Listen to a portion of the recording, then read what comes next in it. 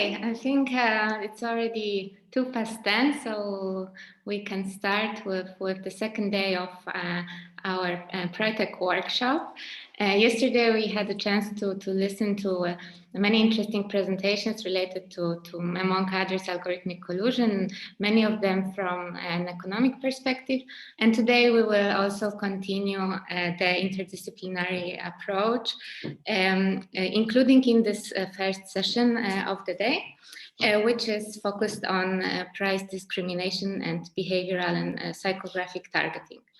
The session will include 3 presentations, one from an expert in economics and then followed by 2 presentations from legal experts. And I will now briefly introduce the speakers, whom I already thank a lot for agreeing to participate in our workshop and share their research with us. And we will then have a chance to discuss more thoroughly after the 3 presentations. So if that's okay, I would propose a format where we first hear all the 3 speakers. Professor Hellberger is going to join us shortly, and then we can move to the discussion. Our first speaker today is going to be Professor Andreas Leibbrandt, who is a professor at Monash University in Melbourne, Australia. So thank you once again for connecting from so far away. And I hope we're not going to overrun too much, because I guess we're already getting towards like late hours in Melbourne. Before joining the Monash University, Professor Leibbrandt was working at the University of Chicago as a postdoc in the economics department and also at the Indiana University. His PhD degree is from the University of Zurich. And generally in his research, Professor Leibbrandt is interested in aspects related to competitiveness and cooperativeness. So this will also probably show in the presentation today related to perceptions of and cooperation behaviors in the context of price discrimination. His main methodological perspective on those studies is through a laboratory and field experiments. So I think from the lawyer's perspective, as in my case, this is extremely interesting. And this is also an approach which has been taken in the paper, in the study, which is going to be presented today, which explores behavioral constraints of price discrimination. So it's a huge pleasure to have you here today, Professor Leibbrandt, and we're looking forward to your talk. The floor is yours now. Thank you. Thank you so much for this kind introduction. Usually I always get really worried when lawyers are present or people at the legal team, because that makes experimentation usually very hard. So we try to avoid you guys as much as possible. Lots of concerns. Thanks for putting together this really nice workshop. I have to say I'm a bit nervous because I'm probably one of the odd ones in this workshop, although it's interdisciplinary. So what I'm going to do, and I'm going to share my slides in a second, is I'm going to present you a study that I did. Now, full disclosure, I probably am in this virtual room the person who knows least about pricing, but there's this one thing that came to my attention. I don't know how it started, probably 10 years ago. I was walking around and I realized I don't see a lot of personalized pricing when I go to grocery stores, when I go to the retail sector. At least it's not obvious to me. And I was wondering what's going on here. What could be the constraints, especially in an age where the technology constraints sort of start to disappear with all online merchandising. So I was looking at the behavioral constraints. So this goes back to my background, where I was when I started doing my PhD, I was interested in social preferences and fairness questions. So this is an approach. It's an interesting one. I've worked on it I started working on it for 8 years ago, and it's still forthcoming. So that's just how things go in economics. Going to share you my screen. Hope you can see that. So also this is a sole author paper, so all errors are mine. There are probably a lot of those. 4 parts I wanted to talk about, just a bit of motivation from the field I'm coming from, which is broadly speaking experimental economics. Tell you a bit more about the experimental design. Maybe that's interesting for some of you because I think it's a really different approach to look at price discrimination. When I started working on that topic, there was a lot of use of existing empirical data and worked around that data, especially in the airline sector when it comes to price discrimination. And this is really different. And I hope you can see that there are some complementarities in it. And some findings which I found really interesting. I learned quite a bit from the findings. There's some surprising findings. And I'm going to provide some theoretical explanation for the patterns that I observe. All right. So as I mentioned, the starting point for me was the observation that uniform pricing is still common. Now, 7, 8 years ago when I started it, it was much more common than it is now, but it's still quite common. And one thing I realized is that there's very little research when it comes to looking at the behavioral constraints of personalized pricing. So what do I mean by behavioral constraints? By behavioral constraints, I mean basically customers' dislike of these types of pricing, and that this dislike may lead sellers to avoid personalized pricing. I'm going to give you some examples on some theoretical ideas where this dislike can come from. For instance, from norms, or it can come from social preferences, or it can come from a sort of other things. Now, that is a statement by Jeff Bezos. Not sure whether he's still the richest man on earth, probably number 2. Well, he got divorced, so probably he fell down the ladder quite dramatically. It's 21 years ago, but I think it's still interesting to look at it. There was a lot of fuss 21 years ago when some customers became aware that Amazon is testing personalized pricing. So they sold DVDs at different prices at the same time, identical DVDs to different customers.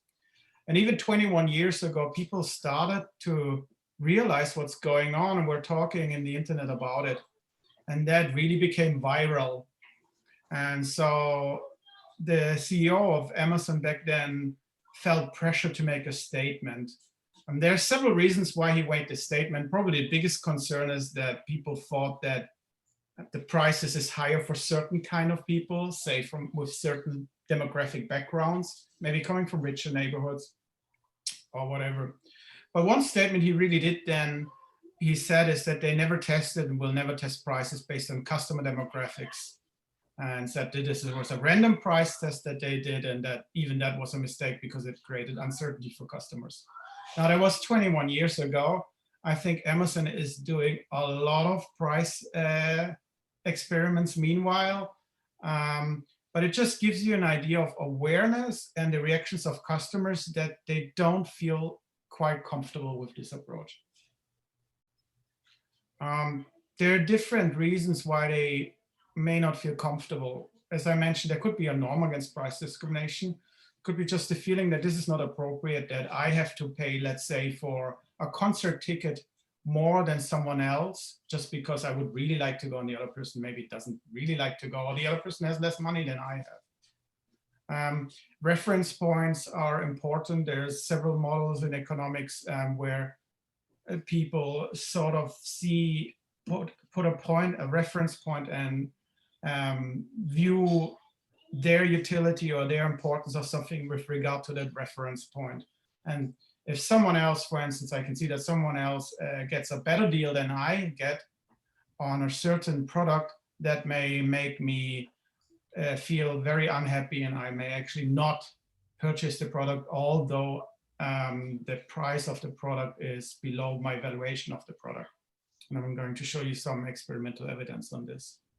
In economics, there's a standard explanation for a behavioral constraint on price discrimination. That's a long theoretical literature looking at price as a quality signal, where in a world where people are not fully aware of the quality of a product, the price provides a signal. And if I see that the price is low, I assume that the quality of the product is low.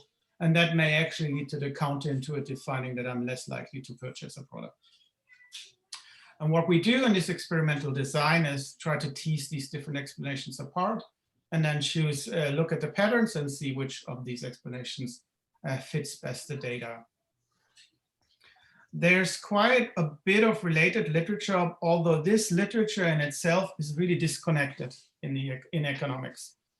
There's an older literature on fairness as a constraint on profit seeking. Goes back to an example where, you know, when there's a snowstorm that people really dislike that the shovels to get rid of the snow suddenly become extremely expensive, and then say, I'm not going to buy an expensive shovel when there's a snowstorm. There's a different literature on price discrimination per se, which is highly theoretical, trying to derive the environments in which price discrimination is beneficial for the sellers. And then there's another literature which is mainly empirical on price stickiness and price obfuscation. So examples where sellers really try to avoid making it common knowledge what the price is for a product. And there's also literature on different kinds of discrimination. The important thing here is, and that's why I'm excited about this workshop also, is there's a lot of literature actually on the topic, but it's really disconnected. So I think it's important for advancement that we work together across fields.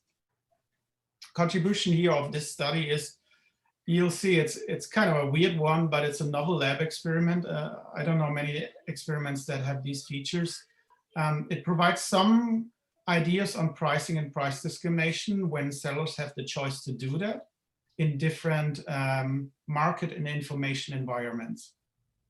So you'll see we'll invite students to a laboratory, and then they can basically trade some goods, and we vary the information that buyers have about price discrimination. And we vary the information on the buyer's side as well. And then we can see in different environments how likely it is that buyers use price discrimination, how likely it is that sellers who see that price discrimination is in place will actually be deterred from purchasing a product, or maybe even teased into buying a project in the presence of price discrimination. So what is that weird experimental design? It's a lab experiment. So we have students coming to an economics experimental lab. We have a large subject pool. This is quite common. What is not so common is that once they arrive in the laboratory, we give them the option to trade or purchase actual goods. And I'm going to show which goods we are talking about. As you may guess, the example from Jeff Bezos with the random DVD test, we actually have also DVDs. So sorry, this was 8 years ago. DVDs was still a thing 8 years ago when we did that. I understand nowadays no one has DVDs anymore, but back then it was. We have different environments. I'll mainly talk about the information environments, but we also manipulate the markets and the incentives of sellers. All right. So imagine we invite you to the laboratory. The moment you arrive in the laboratory, we tell you a couple of things. We tell you you take part in an experiment with 2 parts. And we first give you some information about the first part.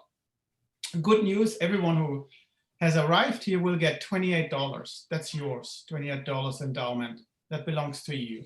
And you will have several options what you do with these $28. Then we give you information about the first part. And the first part is basically an auction. In this auction, we aim to identify your willingness to pay for 10 different goods. This is important because that gives us an idea of your evaluation of these goods, which we will later compare to the price, and that gives us some interesting scenarios.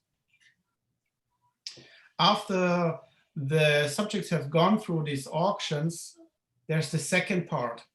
And in the second part, there will be trading of the same 10 goods.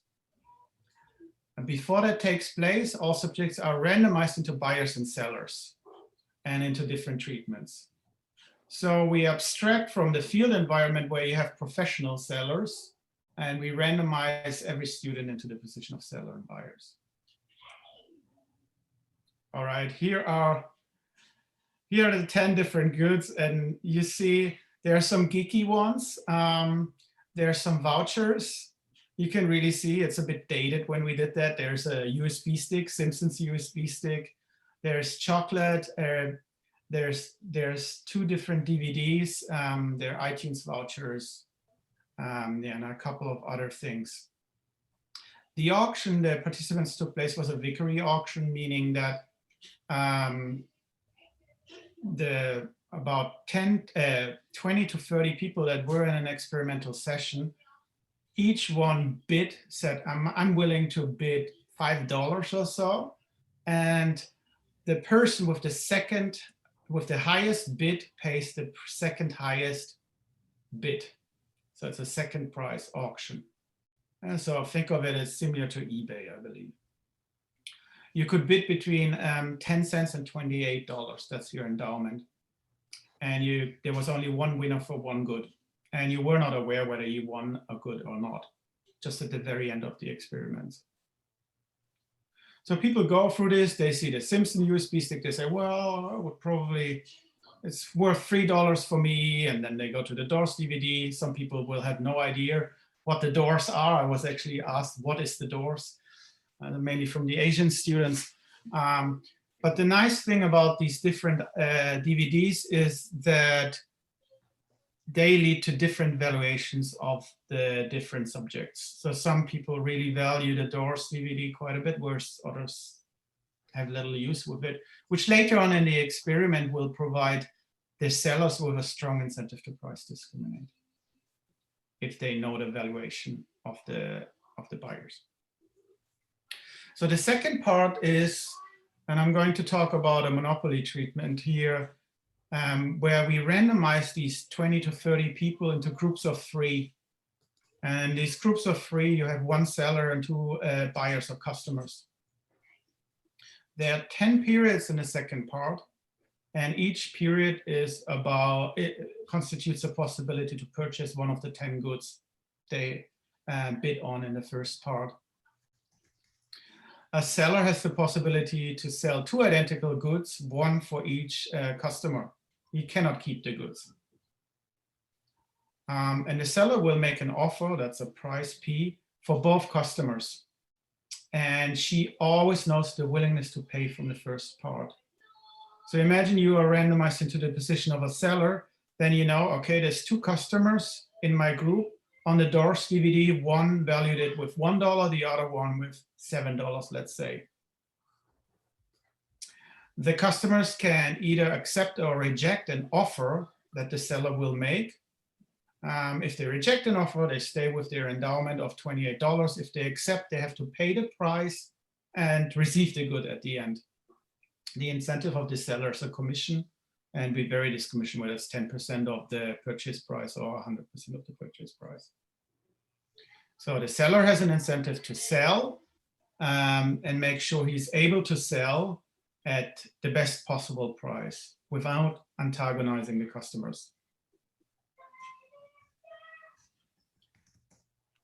There are different treatments, and it's a quite complex study, so I'm going over some of the main treatments quickly, and if there's time left, I'm going to tell you a bit more about the reasons why we have so many treatments. But one of the main treatments is what we call NI, that stands for no information, where customers only see the price that's posted to them for an item. The seller knows that. The seller knows that the customers can only see the price posted to them. This contrasts to the SI, which stands for some information, where the customer can actually see the price posted to the other customer in the same group. And the seller is aware of that. And then we have 3 other treatments where the customers actually know the valuation of the other customer. So they know what they bid for this particular good in the first part.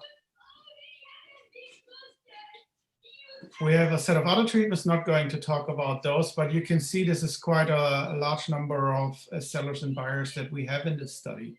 So we have enough statistical power. predictions. I'm also going over this really quickly because it's quite complex. But what we can do with this different set of treatments is to look at some key questions, and the behavioral patterns that we expect depend on the model. So in the results section, I will focus on the avoidance of price discrimination in different market environments, information environments. We'll look at one area that I found particularly interesting, that's overpricing. So is it the case that sellers sometimes offer a good above the valuation of a customer? So in the case of the DVD for the doors, think about one customer valuing at $7, another customer valuing at $1. Do sellers sometimes offer a higher price than $1 for the low value customer? And why do they do that? One thing we look at. Then we look again at the seller side, at the buyer side, and ask the question, do the purchases depend on the type of price discrimination? Am I more likely to purchase a good if I get a better price than someone else, holding everything else constant? And vice versa, am I less likely to buy a good, holding everything else constant, when I see that someone else gets a better deal than I get? Here, let's get to the findings. I think the findings give you a nice idea on what's going on, and they're actually pretty clear cut. First, an overview on the first part and some summary statistics. The willingness to pay on average for the 10 goods is $5.34.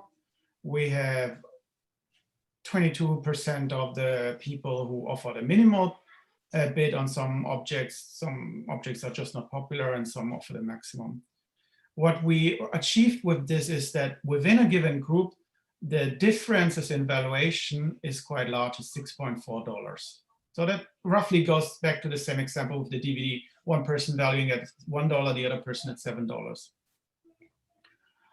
The offer price in the second part is on average $5.40, and the acceptance likelihood is 1/3. So buyers were on average with 1/3 probability likely to accept an offer in the second part. So the first thing we look at is what we call the voluntary restraint on price discrimination. So that's looking at the seller side and asking, is the seller willing to avoid price discrimination, knowing that the buyer wouldn't even know that there was price discrimination? So that's the treatment NI, right? So the seller knows that the buyer doesn't know what is offered to the other person. We do observe amongst 48 sellers in this treatment that 47 price discriminate at least once, so 1 out of 10 times the 10 different goods. So many people do. But we also observe is that just 11 out of 48 sellers always price discriminate. So if we look at the standard economic model, that standard economic model would assume that you always price discriminate in this environment under all circumstances. There's just no reason not to price discriminate. But we do observe considerable restraint on price discrimination.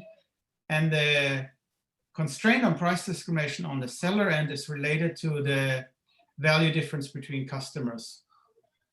So the bigger the valuations, the bigger the difference in valuations are. So one really likes the Doors DVD, the other person doesn't like it at all, the more likely it is that you actually use price discrimination. But when there's little difference, people say, oh, I'm not going to do it. It's not really worth it. Many people do so. So from that, we can actually say that sellers have a weak preference against price discrimination. If the cost, the potential costs of price discrimination are small, then I'm not going to price discriminate. If they become larger, then I'm going to price discriminate. So that's the one side of the market. Not sure how I'm traveling with time. How many minutes do I still have? Yeah, still about 5 minutes, because I think I took quite long with the introduction. So please just. All right. So you'll see here the probability of price discrimination is 77% when the buyers are unaware. In another treatment, the sellers are unaware that the buyers know. It's similarly high. But what you observe is that in the 3 other treatments where the buyers are aware of the price for the other buyer, the probability of price discrimination halvens. So if the seller knows that the buyer knows, they are much more likely to avoid price discrimination. That's one of the key insights. And we will see that this is strategic.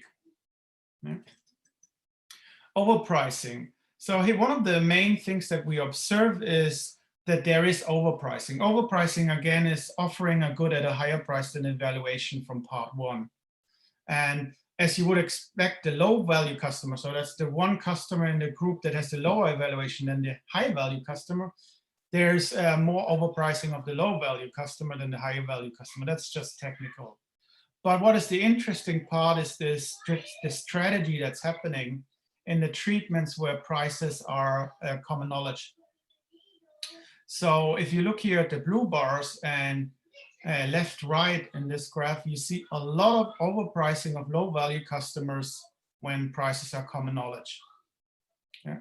So that's the scenario where you have the DVD and one value set at 7, another one value set at 1, that what you observe is that often then the offer is to both buyers $7.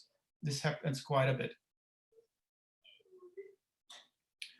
I'm rushing a little bit through it to show you the main findings because there are a couple.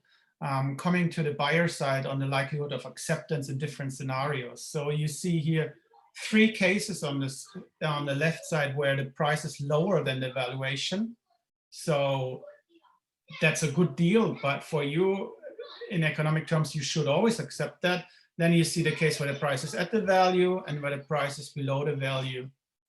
And you see when there's no price discrimination, the acceptance likelihood, as you expect, you have this pattern. What is now really interesting is that the acceptance likelihood drops significantly when you pay a higher price PI, that's you, than the other person.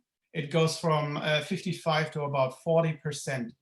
So when you see that someone else gets a better deal than you get upset and you reduce your likelihood of buying a product, although your valuation is lower than the price charged to you.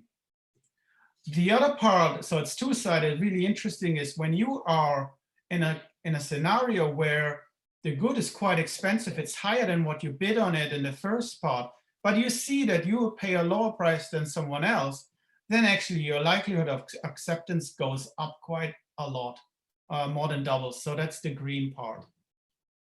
Okay. And we can see this also in a regression framework where we see the acceptance likelihood depending on whether there's disadvantage price discrimination, that is you pay more than someone else, or advantage price discrimination in different scenarios.